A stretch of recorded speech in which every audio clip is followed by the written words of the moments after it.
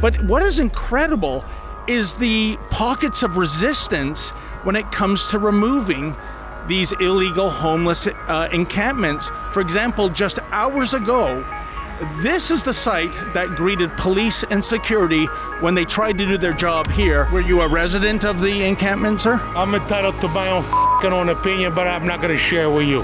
Oh, okay, then why'd you call me over? Why did I call you over? Yeah. I think some of these individuals, unfortunately, have made wrong decisions in their life. They've become addicted to substances. I think there's some mentally ill people. I think, quite frankly, there are some people that simply do not want to work. We have to import migrant laborers to our farmlands from the Caribbean and Mexico. So, bro, I can already tell what kind of platform you run. And okay, is there anything I said that's inaccurate, sir? No, it's just like your tone and the certain. Well, you know what, folks? I think this says something, doesn't it? We're looking at a mass amount of litter here, empty beer cans, empty cigarette packets.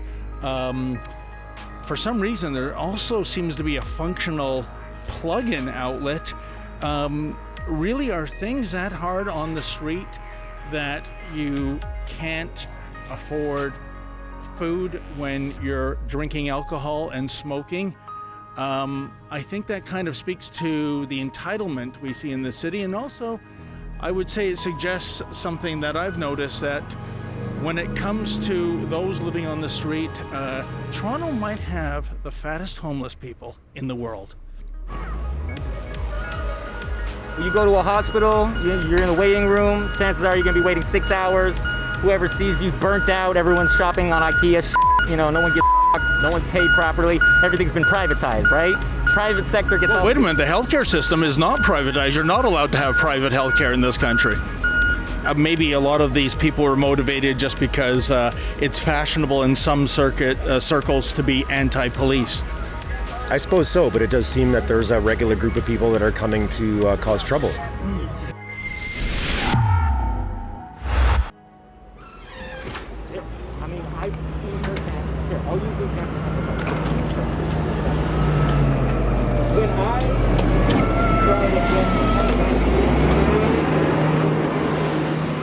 David Menzies for Rebel News here at Lamport Stadium in downtown Toronto. Well, folks, what can I say? Another day, another illegal homeless encampment is being cleared out. Yesterday, it was Alexandra Park, in which the city needed multiple dumpsters and 2 heavy pieces of equipment to clean up the mess. That condition had festered there for almost 2 years, if you can believe it.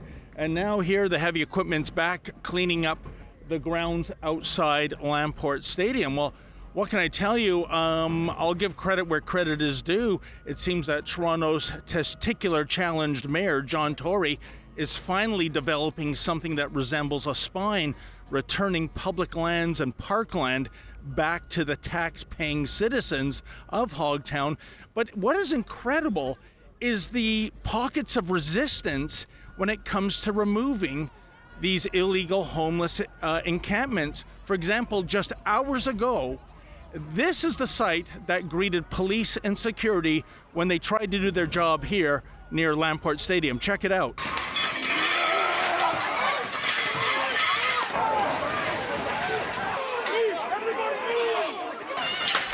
So I guess this is the end result, isn't it, of Toronto being a sanctuary city, of Toronto having so many woke and Antifa type people. They think their duty as so-called activists is to keep the homeless homeless. But what does that do? The City of Toronto notes that they have more than 6,000 shelter spaces. Some of those spaces are in leased hotels that the city is operating right now. Why wouldn't you want to be housed in a building with air conditioning, heat, running water, 3 square meals a day, as opposed to being exposed to the elements and all the inherent danger that comes with it? In any event, we are here to witness the final stages of the cleanup, and we'll just check it out and see how that goes, and perhaps we'll be at another Toronto park tomorrow. Lord knows there are plenty of parks with plenty of squatters in this city right now. Now I'm with Kyle, and Kyle, you said off camera to me that you were here earlier. There were all kinds of Antifa types, to use your words, and they were trying to blockade the police and the security guards from clearing out this illegal encampment. Do you have any perspective of why these people who normally argue about helping the homeless now seem to want to keep the homeless homeless? Well, it seems to be that they're very emotionally driven, which we can all understand. They're emotionally driven, but they're making a big mistake in doing this. And then you have some innocent people who just came here to maybe witness or to have, to be heard. And then they get sort of coerced into, or feel like it's something they should do, is to go in there and breach the fence and then get into, aggressive into fights with police. So it lost control here earlier. And if it weren't for those people, it would have continued to be a peaceful, event. I see what you're saying, Kyle. So maybe a lot of these people were motivated just because it's fashionable in some circles to be anti-police. I suppose so, but it does seem that there's a regular group of people that are coming to cause trouble. But in the big picture, what I don't understand about this outrage of these illegal homeless encampments being cleared out, Kyle, is that according to the City of Toronto, they have more than 6,000 shelter spaces. Some of these shelter spaces are in hotels that the city has leased. They're very nice. Why would there be resistance to being put up in a place with air conditioning and heat, running water, 3 square meals a day, as opposed to living in a park? I suppose there's definitely a lack of trust. I mean, the mayor's done a terrible job in this city, and there's certainly enough facilities for these people. So it's a terrible management job, and I would say these people don't trust the system. They don't trust what they've been exposed to, so why would they trust anything else? And yet we've seen dangerous conditions. We see needles strewn around. I myself last September had a homeless person sick his dog on me, caused serious damage to my thigh. So I'm more trusting of a shelter bed, a hotel bed, than I am out in the jungle. I would say that there's also a lot of mental illness going on, and then maybe there's too much control. They don't have the freedom that they have in something like that. And I would say they're also suspicious of the intention. Well, thank you for weighing in, Kyle. I see some yelling over here, so we'll see what that's about. Thank you. The issue at hand, sir, are these illegal encampments, and what I don't understand is the resistance the city is receiving when there are more than 6,000 shelter spaces in the city that can accommodate easily all the homeless that are camping out in parks. Like, why would you protest it? Pardon me? Would you stay in one of those shelters? Well, I've never stayed in one, if that's what you're asking. Would you? I think unfortunately, if I was destitute enough that I needed a roof over my head, I don't think I'd have much of a choice. What if everyone you spoke to said there was a COVID outbreak at the shelter? Okay, is that true? Is that verified? I'm just saying everyone you speak to tells you that. What are you going to do? What decision are you going to make? Well, how would it be any better in a park where there's lack of social distancing and PPE? Well, because you're out in the fresh air versus being confined in a small location with everyone that just got thrown on the same bus. But prior to COVID, we had the same problem, did we not? Well, yeah, and that problem stems from capitalism because, capitalism has its flaws and it has its rewards and benefits and everything, obviously, gotta give it credit. But in all term, allowing the average rent to rise to like $2K is why there's more people living in parks, okay? The average basement costing $2,000, that's no quality of life. You're living to work, especially since the wage is barely $14. So isn't it more complex than that? I mean, I think some of these individuals unfortunately have made wrong decisions in their life. They've become addicted to substances. I think there's some mentally ill people. I think, quite frankly, there are some people that simply do not want to work. We have to import migrant laborers to our farmlands from the Caribbean and Mexico. So bro, I can already tell what kind of platform you run. And okay, is there anything I said that's inaccurate, sir? No, it's just like your tone and the certain variables in the situation that you choose to focus on versus certain things that you eliminate. So, for example, okay, let's use the example of mental health, right? So, what is your current understanding of mental health? Well, I think the problem is that in the 60s and 70s we had a program of deinstitutionalization. We released mentally ill people into general society on the belief that as long as they take their pharmaceuticals, they'll be okay. But that's a big if.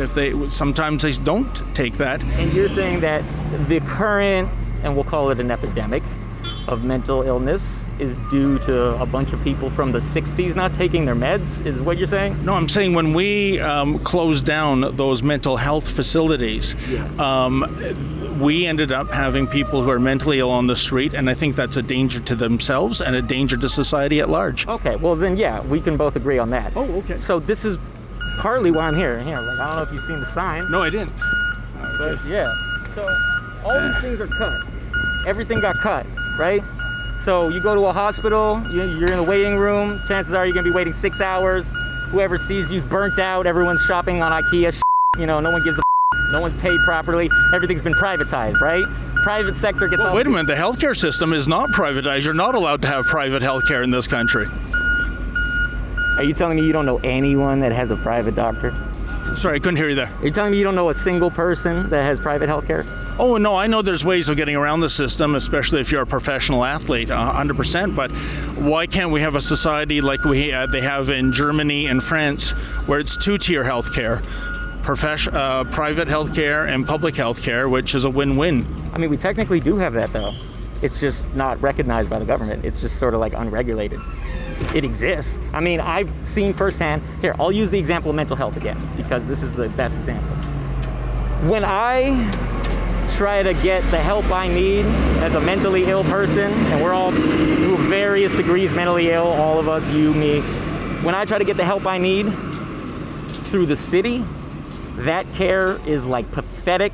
It's no one has any idea what they're doing. Everyone's getting paid pennies, so everyone's burnt out. Versus when I spend money out of my own pocket for a private therapist, they have helped me to the point where I don't live on the street, and I'm speaking to you lucidly when, maybe 2 years ago, I was shouting my lungs off on the subway like a crazy person. Well, sir, I'm sorry you've gone through that. I do wish you the best, and I want to thank you for your time. Thank you. All right. Okay. I hope you enlighten yourself eventually. Okay, thank you. I'll try to. Well, that's one of the protesters of the homeless encampment being demolished. She or he, I really don't know which, folks, and I don't want to misgender the person, is now on a corner occasionally blowing a whistle. I guess she's protesting a four-way stop. Yep, so far so good. It looks like maybe she has a career as a traffic warden, or he. Oh, it's also confusing, isn't it? Hey, come over here and get it closer. We're too far away. Right here beside me. Not you. Yeah, rebel news. Yep. Not bad. Okay. So you called me over, sir, and... You ever find a rebel yet? Oh, how do you mean? A rebel. You know what a rebel is? I think so, but in what context are Okay, you you talking? explain it to me because I don't know. I'm an uneducated guy. Okay. Let's hear your side. You called me over here. I call you over? Well, you just did a second ago. Yeah. Okay, that's fair. Okay. Yeah, I did. And so did you want to weigh in on this homeless encampment? Weigh in on what? On the homeless encampment being Homeless? disassembled. Yeah. Were you a resident of the encampment, sir? I'm entitled to my own opinion, but I'm not going to share it with you. Oh, okay, then why'd you call me over? Why did I call you over? Yeah. I like your suit, Oh, well, thank you very much. but I don't like you. Okay, well, you know what? That's the beauty of the society we are in. We So I need all a have... suit. I got to go to a special function. Can I borrow that? Oh, yeah. What's the function? Never mind. I don't have to tell you that. Well, you brought it up. It's my birthday. Oh, happy birthday. How old? Every day of the week, every day of the year. Happy birthday, sir. How old are you turning? Who, me? Yes. Holy Not bad. Not bad. Are you old enough to drink alcohol legally now? Who, me? Yeah. No. No? Oh, okay. All right, well, No, never. 19, I'm sure, is just around the corner. 19? Yeah. Okay, then. When I hit puberty, I'll let you know. Please, You'll be the first one I call. please, I scare easy. Yes.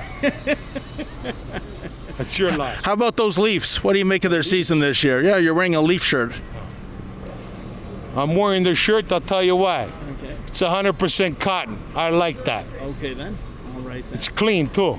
Okay. You like the color? Who the cares what you like? See you later. Okay, thank you. Really, who cares what I like?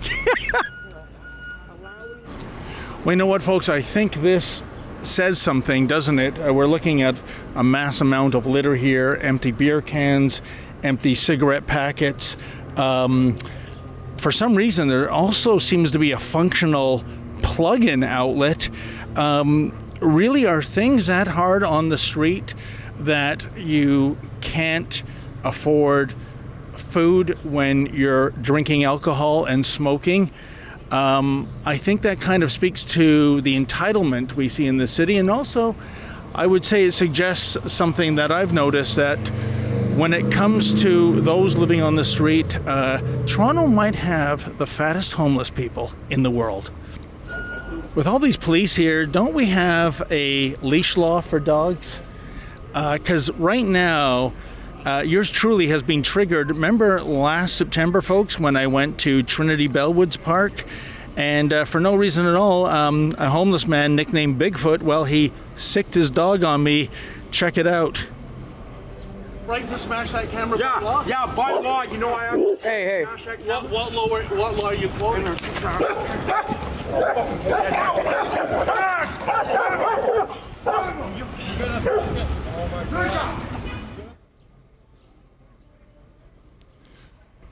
Well, I guess when you're in a sanctuary city, what is that code word for in terms of the progressives? It means there are no rules, or at the very least, there might be rules, but we turn a blind eye to enforcing them.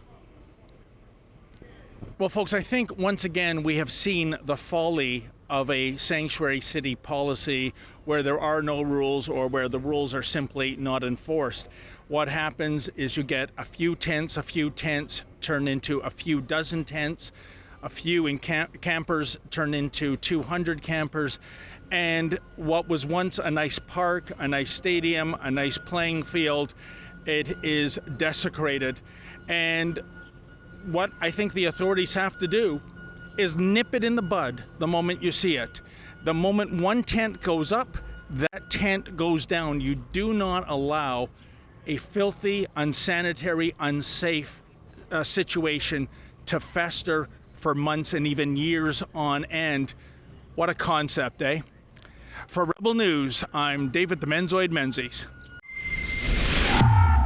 Folks, you know we love to give you the other side of the story here at Rebel News, and you know you cannot count on the mainstream media anymore. They're in the tank for Justin Trudeau and his policies. So if you can, please go to rebelfieldreports.com. That's rebelfieldreports.com. And if you're able to, make a donation so that we can continue to bring you the other side of the story.